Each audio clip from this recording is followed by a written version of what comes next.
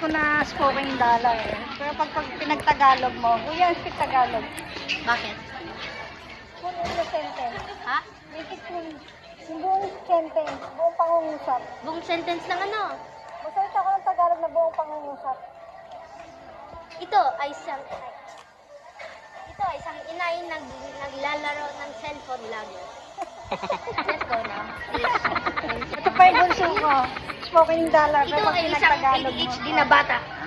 Sige, salita ka na buong isang pangungusap. Salita. Bakit yung kilikili mo ay bantot?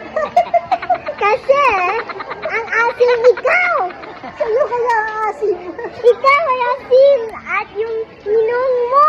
Kakatuwa itong batang tumatagal. Kasi nagbabaliktad mo. Sa'yo kaya ang asim? Ikaw ay asim! No, ikaw maasim. Yung mama mo ay asim! No, hindi. Amoy pinitig ako. Ikaw maasim. Ikaw maasim! Ano mo nga, di totoo ang sinasabi niya, di? Hindi. Oh, di? Ha?